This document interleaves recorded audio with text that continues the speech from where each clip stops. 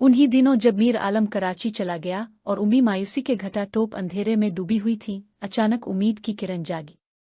किसी ने इत्तला दी कि रेहान का बीवी से झगड़ा हो गया है और वो रूठ कर मैके चली गई है। सास ससुर मनाने गए लेकिन उन लोगों ने तलाक का मुतालबा कर दिया। उन दिनों रेहान की बीवी एक बेटे की मां बन चुकी थी। इसने मजबूर होकर बीवी को तलाक दे दी। बीवी ने बेटा भी रेहान को दे दिया और उनका घर छोड़कर चली गई। अब रेहान को अपने बच्चे की परवरिश के लिए एक ऐसी औरत की जरूरत थी जो बच्चे को मां का प्यार दे सके। रेहान को मुझ पर एतमाद था कि मैं ही वो हस्ती हो सकती थी जो उसके बच्चे को मां का प्यार दे सकती थी। मामू और मुमानी की भी देरीना ख्वाहिश थी मुझे बहू बनाने की। वो एक बार फिर हमारे दरवाजे पर सवाली बनकर आ गए। इस बार उम्मी जान ने अपने भाई को लौटाना मुनासिब ख्याल न किया और मेरी मंगी रेहान से कर दी गई। मैंने कोई एहतजाज न किया। उन दिनों मेरी हालत मर्दों से बदतर थी। जिसके लिए जी रही थी इसने मेरी खबर तक ना ली। इस बार उम्मी की बात को ना ठुकरा सकी। उम्मी ने रिश्ते के मामले को बहुत राज में रखा। किसी रिश्तेदार को कानो कान खबर ना होने दी। उन दिनों नाजो मेरी वाहिद गमगुसार थी। इससे गम बांधती। वो मुझे गिले लगाती, मेरे आंसू पोंछती, मगर वो बेचारी क्या कर सकती थी। यास्मीन भी मेरी हमराज थी और मेरा दुख सुआन कर रू देती थी। सहेलियां बड़ी दौलत होती हैं, खास तौर पर जब इंसान का दिल दाखा हुआ हो तो दोस्तों का सहारा नेमत होता है। वालिदैन के सामने जुबान खोलना मेरे बस में नहीं था। सिर्फ उम्मी जान से कहती थी, अपने मेरा रिश्ता इतनी जिल्द क्यों तय कर दिया? कुछ तो और सब्र कर लिया होता। हम तेरे भले की सोचते हैं, उम्मी जवाब देती थी। रेहान अच्छा लड़का है, तुमसे प्यार करता है, तुम मामू की बहू बनकर सुखी रहोगी। 1 साल बाद मीर आलम लूट आया। आते ही वो खुश खुश हमारे घर आया। उम्मी के इसी तरह पाँव छुए और मुझसे चाय की फरमाइश की, लेकिन यहाँ तो 1 साल में 1 सदी बदल चुकी थी। माँ ने इसे बताया कि मैंने हुमा की मंगी रेहान से कर दी है। ये खबर सुनते ही इसका रंग उड़ गया और हैरत से मुंह खुला का खुला रह गया। ये आप क्या कह रही हैं? गो अल्फाज इसके मुंह से नहीं निकल रहे थे। वो बगैर चाय पिए उठकर चला गया, जैसे किसी ने इसको इसके बहुत प्यारे की मौत की खबर दे दी हो। इसके वहम गुमान में ना था। उम्मी ऐसी बात कहेंगी अपनी दानिस्त में, तो वो मुझे अपना समझ चुका था।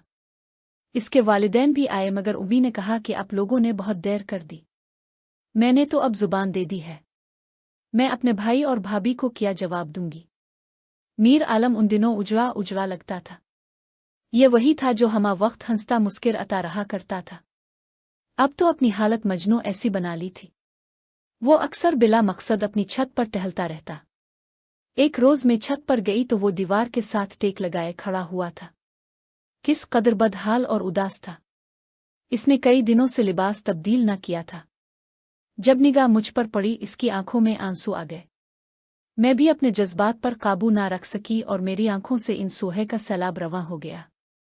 मेरी मंगनी के बाद से ताया और ताई ने हमारे घर आना छोड़ दिया था। वो इस रिश्ते से खफा थे। अब तो मीर आलम से मलना भी मुहाल था, मलना तो कुजा, उसकी एक झलक देखना भी जुर्म था। एक दिन असमीन आई। मिन्नत समाजत से मुझे अपने घर ले गई और ताई के हाथ चलने को कहा। मैं डरते डरते गई। ताई ने गिले लगाया और बहुत रोयूं कि हमसे कोताही हो गई। हम तो समझते थे कि तुम हमारी हो और ये रिश्ता पक्का है। जब हम मुन से कहेंगे तो इनकार ना होगा। हमें क्या खबर तुम्हारी माँ को इतनी जल्दी पड़ जाएगी। हमको खबर तक न लगने दी और न हम पहले ही रिश्ता पक्का कर लेते। ताई जी की बात सुनकर मैं भी अपने दुख को काबू ना कर सकी और खूब रोई। थोड़ी देर बाद मीर आलम आ गया। मेरी समझ में कुछ न आ रहा था कि क्या बात करूं, मैं तो बस रोए जा रही थी। वो भी चुप था, मगर उसकी आंखें बह रही थीं। इसने कहा, हुमा तुम शादी से इनकार कर दो, मगर अब मेरे लिए ऐसा मुमकिन न था। मैं चाहते हुए भी अपने वालिदैन की मर्जी के खिलाफ नहीं जा सकती थी और ना अब उनको शर्मिंदा कर सकती थी। मैं रोती हुई वापस घर लौट आई, अपने वालिदैन की इज्जत की खातिर। शादी के दिन जो मेरी हालत थी वो मैं ही जानती थी। ताया वाले मेरी शादी में नहीं आए, मेरे ननियाली रिश्तेदार ज्यादा आए। मैं रेहान की दुल्हन बनकर उसके घर चली गई और वो तमाम ख्वाब जो मैंने मीर आलम के साथ देखे थे चिकनाचूर हो गए। पूरे घर में ऐसा माहौल था जैसे शादी नहीं, किसी की मौत हो गई हो। हर कोई आंसू बहा रहा था। यूं लगता था जैसे मैं जिंदगी की आखिरी सांस ले रही हूं और मीर आलम जाने किस तरह मेरी जुदाई के गम को बर्दाश्त कर रहा था। यूं दो मोहब्बत करने वाले चुपचाप और किसी से शको किए बगैर जुदाई की सूली पर चढ़ गए। आज भी उसकी याद दिल पर सख्त है। अगरचा घर में शरीफाना जिंदगी गुजार रही हूं, लेकिन मीर आलम की याद आ जाती है तो दिल बंद होने लगता है। खुदा जाने वालिदैन क्यों रिश्ते तय करते हुए गफलत से काम लेते हैं और मासूम दिलों का खून हो जाता है। मीर आलम दिल बर्दाश्ता होकर बैरून मुल्क चला गया और वापस न लौटा। ये अच्छा हुआ कि वो वापस न आया, वरना मेरी घर यलो जिंदगी वीरान हो सकती थी और मैं परेशानी की लहरों में बहती बहती मामूलात जिंदगी के धारों से कहीं दूर निकल जाती तो क्या होता। मेरे बच्चों का जीवन तो बर्बाद हो जाता।